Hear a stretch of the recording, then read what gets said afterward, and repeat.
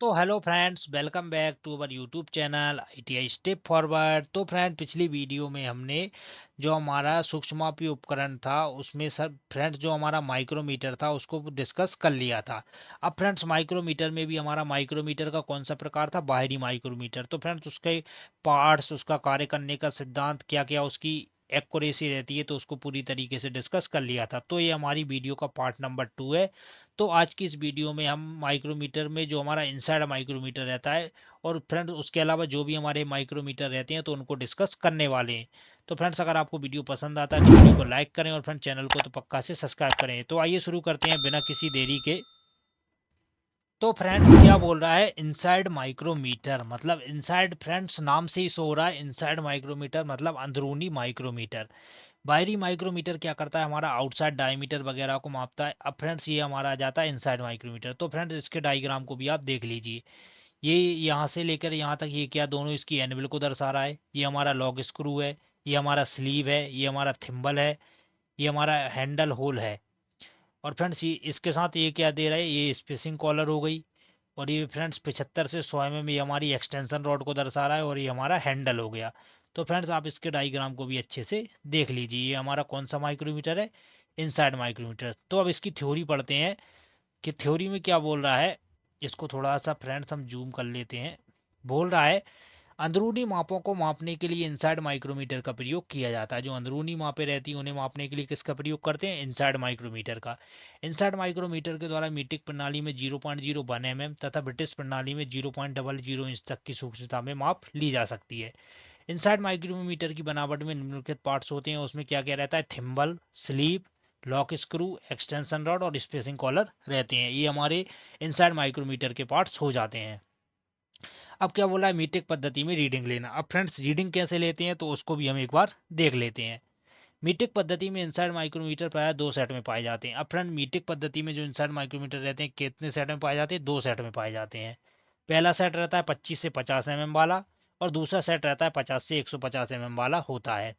तो दो सेट हैं, पहला है 25 से 50, दूसरा है 50 से 150। तो पहला देख लेते हैं 25 से 50 mm वाला। तो क्या बोल रहा है? 25 से 50 mm सेट वाले इनसाइड माइक्रोमीटर की स्लीव पर 5 mm के निशान बने होते हैं। उसकी जो स्लीव रहती है उस पर कितने mm के निशान बने होते हैं? 5 mm के निशान बने होते हैं। इसके साथ 5 mm का एक स्पेसिंग कॉलर होता है। 5 mm का एक स्पेसिंग कॉलर होता है, ये आपको याद रखना है। 10 और 20 mm की दो एक्सटेंशन रॉडे और एक हैंडल आता है। 10 और 20 mm की क्या रहता है? दो एक्सटेंशन रॉडे रहती हैं और एक हैंडल रहता है। इसमें कम से कम कितने mm रीडिंग ली जा सकती है? 25 mm रीडिंग ली जा सकती है। थिम्बल को खोलकर 30 mm, स्पेसिंग कॉलर लगाकर 35 mm और एक्सटेंशन रॉड लगाकर 40 से 50 mm तक रीडिंग ले सकते हैं। तो फ्रेंड्स, इनसाइड माइक्रोमीटर में क्या रहता है? कितने mm तक रीडिंग ले सकते हैं? 25 mm तक। अब दूसरा आ जाता है दूसरा सेट। दूसरा सेट रहता है 50 से 150 mm वाला। तो इसको पढ़ लेते हैं। बोल रहा है 50 से 150 mm सेट के स्लीप पर 13 mm तक निशान बने होते हैं। जो 50 से 150 mm सेट वाला इनसाइड माइक्रोमीटर रहता है उसकी स्लीप पर कितने mm के निशान बने रहते हैं? 13 mm के। इसके साथ 12 mm का एक स्पेसिंग कॉलर होता है। 25 mm, 50 mm, 75 mm की तीन एक्सटेंशन रॉडे और क्या आता है? एक हैंडल आता है। क्या आता है? एक हैंडल आता है। 25 mm, 50 mm, 75 mm और की तीन एक्सटेंशन रॉडे और एक हैंडल आता है। आगे चलते हैं। आगे चलते हैं तो क्या बोल रहा है? इसमें कम से कम 50 mm रीडिंग ली जा सकती है। कितनी रीडिंग ली जा सकती है? कम से कम 50 mm। थिम्बल को खोलकर 63 mm, स्पेसिंग कॉलर लगाकर 63 प्लस 12 75 mm और एक्सटेंशन रॉड लगाकर 100, 125 व 150 mm तक रीडिंग ली जा सकती है। तो फ्रेंड्स, आपको वहां समझ में अगर नहीं आया तो इसकी भी हमने क्या बनाई है? दो तालिका बनाई है जिसमें हम इसके पार्ट्स अलग उसके पार्ट्स को अलग डिस्कस करेंगे।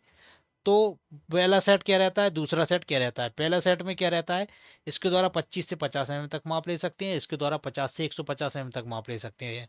इसमें कम से कम 25 mm माप ले सकते हैं, इसमें कम से कम 50 mm माप ले सकते हैं। इसकी स्लीप पर 5 mm के निशान होते हैं, इसकी स्लीप पर 13 mm के निशान होते हैं। इसमें स्पेसिंग कॉलर 5 mm की होती है, इसमें स्पेसिंग कॉलर 12 mm की होती है। उसके बाद इसमें एक्सटेंशन रॉड 10 और 20 mm में होती है। इसमें एक्सटेंशन रॉड 25, 50, 75 mm तीन प्रकार के एक्सटेंशन रॉड होते हैं। इसके थिम्बल को खोलकर 30 mm माप ले सकते हैं। इसके थिम्बल को खोलकर 63 mm माप ले सकते हैं। क्योंकि फ्रेंड्स, हम 50 में 13 जोड़ेंगे। उसी प्रकार इसमें स्पेसिंग कॉलर लगाकर 35 mm माप ले सकते हैं। इसमें स्पेसिंग कॉलर लगाकर 75 mm माप ले सकते हैं। एक्सटेंशन रॉड लगाकर 40 से 50 mm तक माप ले सकते हैं। एक्सटेंशन रॉड लगाकर 100, 125, 150 mm तक माप ले सकते हैं। रीडिंग लेते समय निम्नलिखित मान ध्यान में रखना चाहिए। एक मैन डिवीजन 1 mm, एक सब डिवीजन 0.5 mm, एक थिम्बल डिवीजन 0.01 mm। फ्रेंड्स, कार्य करने का सिद्धांत पूरा माइक्रोमीटर की तरह है। अब क्या बोल रहा है, इनसाइड माइक्रोमीटर से 36.68 mm रीडिंग लेनी है तो निम्नलिखित विधि अपनाएंगे। तो 36 mm रीडिंग लेनी तो 25 से 50 mm वाला माइक्रोमीटर लेना होगा। तो क्या हो जाएगा, 25 में हम 10 जोड़ देंगे। रीडिंग कितनी लेना है, 36, तो 25 में 10 mm की एक्सटेंशन रॉड लगा देंगे तो क्या हो जाएगा, 35। तो ये हो गया। अब इसमें क्या हो जाएगा, एक हो जाएगा हमारा मेन डिवीजन, ये एक हमारा मेन डिवीजन हो गया। 0.50 हो जाएगा हमारा सब डिवीजन और 0.18 हो जाएगा थिम्बल डिवीजन। तो टोटल माप हो जाएगी हमारी 36.68 mm। अब आ जाता है फ्रेंड्स इनसाइड माइक्रोमीटर की शुद्धता चेक करना। अब इनसाइड माइक्रोमीटर की शुद्धता कैसे चेक करेंगे कि इसमें कोई शून्य त्रुटि या जीरो एरर तो नहीं है। तो उसको कैसे चेक करेंगे, इसको थ्योरिकली पढ़ लेते हैं। बोल रहा है, इनसाइड माइक्रोमीटर की शुद्धता चेक करने के लिए उसे किसी निश्चित रीडिंग खोलकर आउटसाइड माइक्रोमीटर से चेक कर लेना चाहिए। यदि दोनों माइक्रोमीटर की रीडिंग सही है तो समझना चाहिए कि इनसाइड माइक्रोमीटर हमारा ठीक है। तो ऐसे हम इसकी रीडिंग को चेक कर सकते हैं। क्या बोला है, आउटसाइड माइक्रोमीटर से उसको किसी एक पर्टिकुलर डिस्टेंस तक हम खोल लेते हैं और फिर क्या करते हैं, आउटसाइड माइक्रोमीटर से चेक कर लेते हैं। अगर दोनों की रीडिंग सही है तो हमारा माइक्रोमीटर सही है। आगे बढ़ते हैं। अब आ जाता है नेक्स्ट माइक्रोमीटर हमारा छोटा इनसाइड माइक्रोमीटर। इनसाइड माइक्रोमीटर तो हो गया। अब आ जाता है हमारा छोटा इनसाइड माइक्रोमीटर। क्या बोल रहा है, छोटा इनसाइड स्मॉल इनसाइड माइक्रोमीटर। इसमें वर्नियर कैलिपर की भांति जा होते हैं। मतलब वर्नियर कैलिपर की भांति क्या रहते हैं, इसमें जा रहते हैं। इसका जा स्पिंडल पर घूमता है और दूसरा बैरल के साथ फिक्स रहता है। इसमें क्या रहता है, एक जा हमारा स्पिंडल पर घूमता है और दूसरा हमारा फिक्स रहता है। घूमने वाले जा को फिक्स्ड माप लेते समय फिक्स्ड जा की सीध में लॉक कर दिया जाता है। इसके दोनों जा की मोटाई की जितना कम से कम होल का व्यास मापा जाता है। यह मीट्रिक प्रणाली में 5 mm और ब्रिटिश प्रणाली में 0.2 इंच होता है। इसकी रेंज 1 इंच या 25 mm होती है। ये कहाँ तक मिलता है, 1 इंच या 25 mm तक मिलता है। इसकी बैरल या स्लीप पर चिन्हों का नंबर उल्टा रहता है, अर्थात रीडिंग लेते समय जितने भाग थिम्बल द्वारा ढके होते हैं वह उसका माप होता है, जबकि साधारण माइक्रोमीटर में जो थिम्बल से बाहर होता है वह उसका माप होता है। फ्रेंड्स, इसकी जो रीडिंग रहती है वो रीडिंग में क्या रहता है फ्रेंड्स, जैसे हम थिम्बल को घुमाते हैं तो थिम्बल में जितने भाग छुप जाते हैं, मतलब जितनी रीडिंग इसकी छुप जाती है वो ही इसकी रीडिंग होती है। तो इसका जो रीडिंग रहता है का तरीका रहता है वो थोड़ा उल्टा रहता है। तो वो ही बोलना ये चाह रहा है। अब क्या बोला है, छोटा इनसाइड माइक्रोमीटर के द्वारा कम से कम 5 mm व्यास वाला छिद्र तथा अधिकतम 25 mm तक माप सकते हैं। मतलब फ्रेंड, जो हमारा स्मॉल इनसाइड माइक्रोमीटर रहता है उसके द्वारा हम 5 mm व्यास वाला छिद्र माप सकते हैं, उससे ज़्यादा हम नहीं माप सकते हैं। ये हमारा छोटा इनसाइड माइक्रोमीटर का डायग्राम बना है। इसको फ्रेंड्स आप अच्छे से देख लीजिए कि स्मॉल इनसाइड माइक्रोमीटर में कौन कौन से पार्ट्स रहते हैं और कैसे इसका काम करता है। ये मूवेबल जार रहता है, ये हमारा फिक्स्ड जार रहता है, ये हमारा लॉक स्क्रू रहता है, इससे लॉक कर देते हैं, स्लीव रहती है, थिम्बल रहता है, रेजेट स्टॉप रहता है। फ्रेंड्स, बाकी इसके जो पार्ट्स हैं वो सब सेम है। अब आ जाता है नेक्स्ट माइक्रोमीटर हमारा ट्यूब माइक्रोमीटर। ट्यूब माइक्रोमीटर क्या रहता है, इसे स्पान माइक्रोमीटर भी कहते हैं। कौन सा माइक्रोमीटर, स्पान माइक्रोमीटर भी कहते हैं। इसका प्रयोग पाइपों, ट्यूबों और ऐसे ही आकार के अन्य पार्ट्स की थिकनेस मापने के लिए किया जाता है। मतलब ट्यूबों पाइपों की मोटाई मापने के लिए किस पाइप का यूज करेंगे, ट्यूब माइक्रोमीटर का। इसकी एनविल स्पिंडल के लंब रूप 90 डिग्री पर फिट किया जाता है। यह भिन्न भिन्न व्यास वाले आकार वाले एनिमल के साथ निर्मित किए जाते हैं। इसके द्वारा कम से कम 2 mm भीतरी व्यास वाले ट्यूब पाइप की मोटाई माप सकते हैं। जो ट्यूब माइक्रोमीटर रहता है फ्रेंड्स, इसके द्वारा हम क्या करते हैं, 2 mm भीतरी वाले व्यास वाले ट्यूब पाइप की मोटाई माप सकते हैं। ये हमारा कौन सा माइक्रोमीटर है फ्रेंड्स, इस डायग्राम में आप अच्छे से देख लीजिए। ये हमारा कौन सा माइक्रोमीटर है, ये हमारा ट्यूब माइक्रोमीटर है। इसकी जो एनविल इस सॉरी एनविल रहता है, कैसा रहता है फ्रेंड, 90 डिग्री में रहता है। ये आप देख सकते हैं लंब रूप में रहता है। ये एनविल रहता है लंब रूप में रहता है 90 डिग्री में। ये इसका स्पिंडल रहता है। इसको क्या बोलते हैं, ट्यूब माइक्रोमीटर। डायग्राम आपने अच्छे से देख लिया होगा।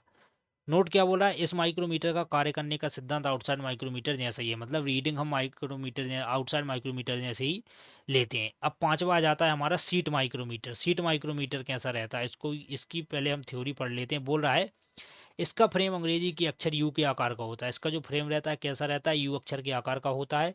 यह 50 mm और 150 mm गहराई तक होता है। कहाँ तक रहता है, 50 mm और 150 mm गहराई तक होता है। इसके द्वारा सीट की मोटाई मापी जाती है। सीट माइक्रोमीटर के द्वारा सीट की मोटाई मापी जाती है। इसका पढ़ने का तरीका साधारण माइक्रोमीटर की तरह ही होता है। ये हमारा सीट माइक्रोमीटर रहता है। क्या बोला, इसका आकार कैसा रहता है, ये यू आकार का आपको दिख रहा होगा, और इसकी जो ग्रेजुएशन वगैरह रहती है सब सेम ही रहती है, और इसका प्रयोग सीट की मोटाई मापने के लिए करते हैं। अब आ जाता है भी एनविल माइक्रोमीटर। भी एनविल मतलब इसका जो एनविल कैसा रहेगा, इसके एनविल का आकार रहेगा भी टाइप का, तो इसलिए इसको कौन सा माइक्रोमीटर बोल रहे हैं हम, भी एनविल माइक्रोमीटर बोल रहे हैं।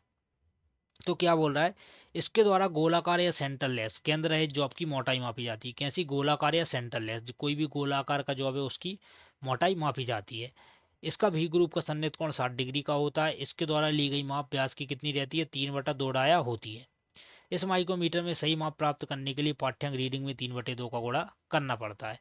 तो फ्रेंड्स ये हमारा कौन सा माइक्रोमीटर है, ये हमारा भी एनविल माइक्रोमीटर को दर्शा रहा है। ये आप देख लीजिए, इसकी जो एनविल रहती है कैसी रहती है, भी आकार में रहती है। इसके द्वारा गोलाकार या सेंट्रल जॉब की मोटाई मापी जाती है, और इसका भी ग्रुप का सन्निहित कोण कितना रहता है, 60 डिग्री का रहता है। इसके द्वारा ली गई माप व्यास की कितनी रहती है, 3/2 डाया और रहती है। तो ये आपको याद रखना है। अब आ जाता है फ्लेंज माइक्रोमीटर। फ्लेंज माइक्रोमीटर क्या रहता है, बोल रहा है यह आउटसाइड माइक्रोमीटर जैसा ही, अंदर केवल इतना होता है कि इसके एनविल और स्पिंडल पर फ्लेंज लगे होते हैं। इसका प्रयोग गियर के दांतों की कॉर्डल थिकनेस मापने के लिए किया जाता है।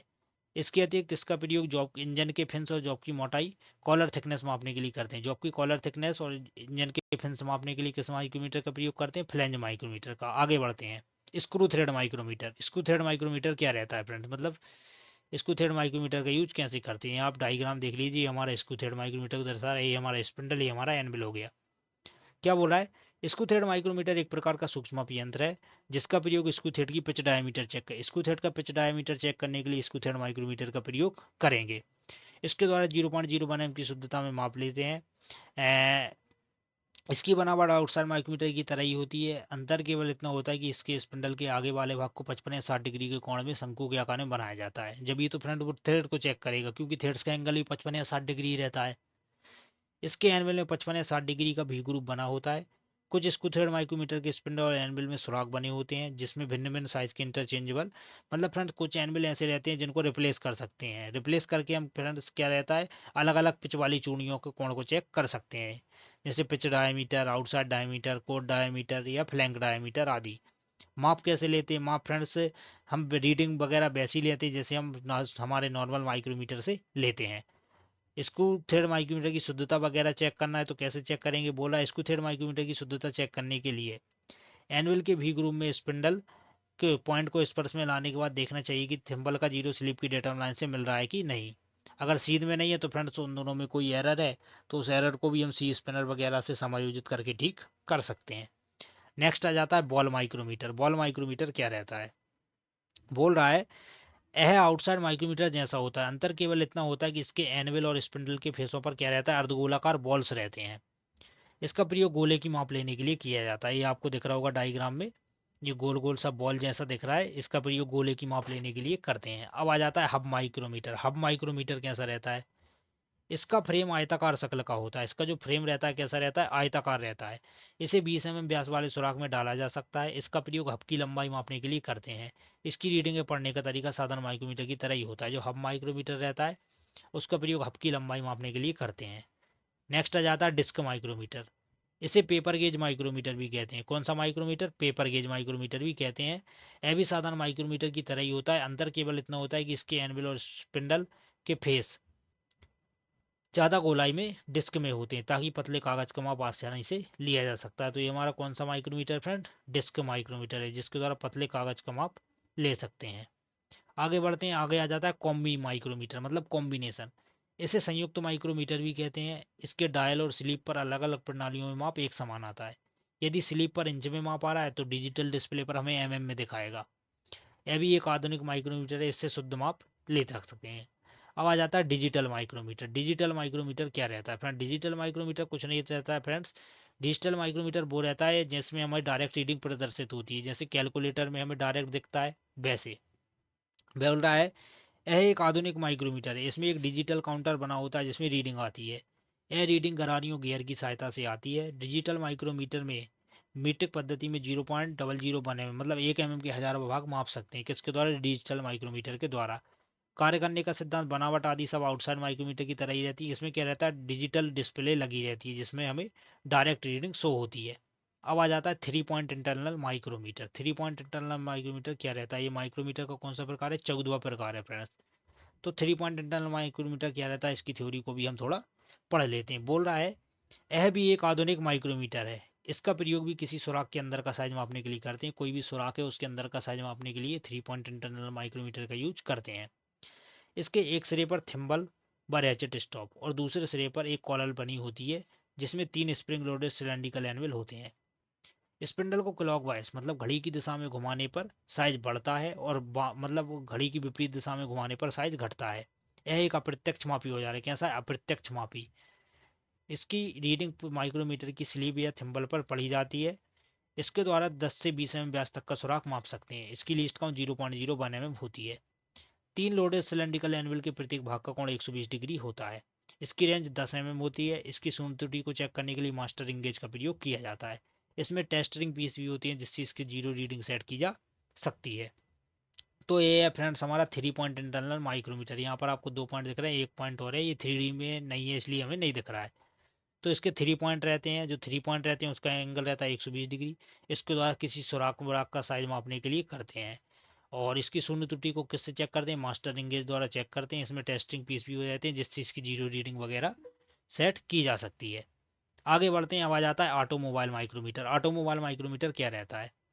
बोल रहा है इस माइक्रोमीटर की रेंज साधारण माइक्रोमीटर से अधिक होती है। इसे एडजस्टेबल माइक्रोमीटर भी कहते हैं। ऑटोमोबाइल माइक्रोमीटर को एडजस्टेबल माइक्रोमीटर भी कहते हैं। इसका फ्रेम बड़े साइज का होता है। इसके द्वारा 0 से 100 mm या 0 से 4 इंच तक माप ले सकते हैं। इसमें इसमें 4 एनविल का सेट होता है जो 0 से 1 इंच, 1 से 2 इंच, 2 से 3 इंच, 3 से 4 इंच होता है। इसी प्रकार एमएम में 0 से 25 mm, 25 से 50 mm, 50 से 75 mm, 75 से 100 mm तक होता है। तो आशा करता हूँ ये भी आपको समझ में आ गया होगा। ये हमारा ऑटोमोबाइल माइक्रोमीटर के डायग्राम को दर्शा रहा है। नोट क्या बोला है? इंडिकेटर माइक्रोमीटर का अल्पतमांक रहता है 0.001 mm, मतलब 1 mm का 1000वां भाग मापता है कौन? Indicator micrometer. तो ये हमारा एडजस्टेबल माइक्रोमीटर को दर्शा रहा है। अब आ जाता है फ्रेंड्स हमारा माइक्रोमीटर मैन बर्नियर माइक्रोमीटर। इससे फ्रेंड्स कई प्रकार के क्वेश्चन बनते हैं। तो फ्रेंड्स अब आ जाता है हमारा बर्नियर माइक्रोमीटर। तो इसको पढ़ लेते हैं। क्या बोला है? जब जॉब को मीट्रिक पद्धति में 1 mm के 1000 भाग, मतलब 1 mm का 1000वां भाग 1/1000 mm या 0.001 mm अर्थात 1 माइक्रोन तक माप लेना हो तो बर्नियर माइक्रोमीटर का प्रयोग करेंगे। मतलब फ्रेंड्स जब हमें 1 mm का 1000वां भाग मापना है तो हम बर्नियर माइक्रोमीटर का ही यूज करेंगे।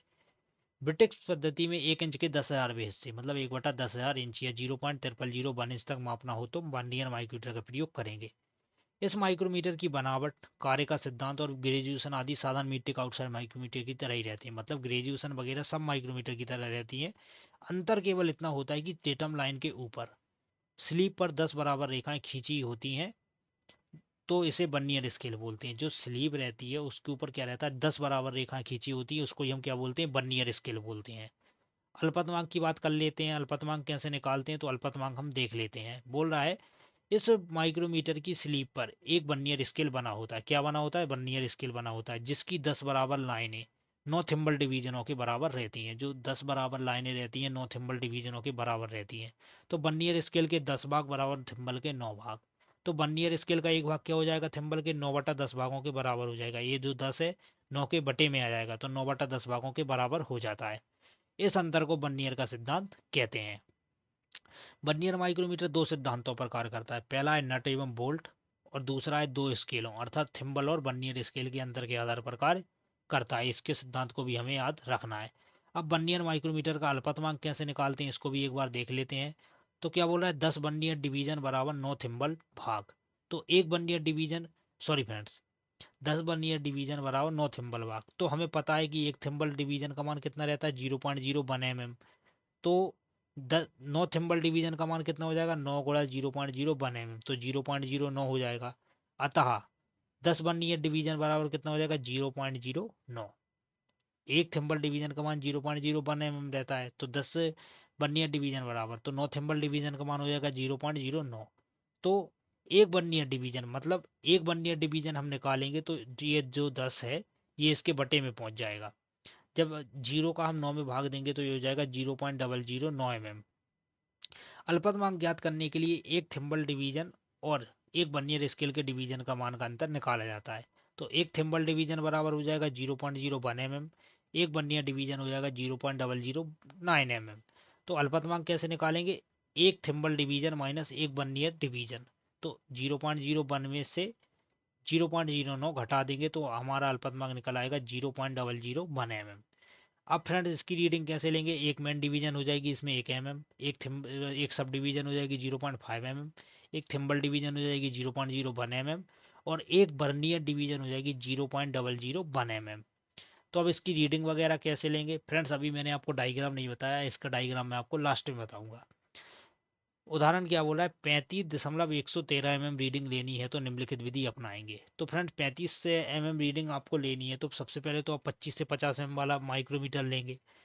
उसके बाद अब फ्रेंड्स इसमें क्या हो जाएगी, 10 हमारी हो जाएगी मेन डिवीजन, 25 में 10 जोड़ देंगे 35 हो जाएगा, तो 10 हो गई मेन डिवीजन।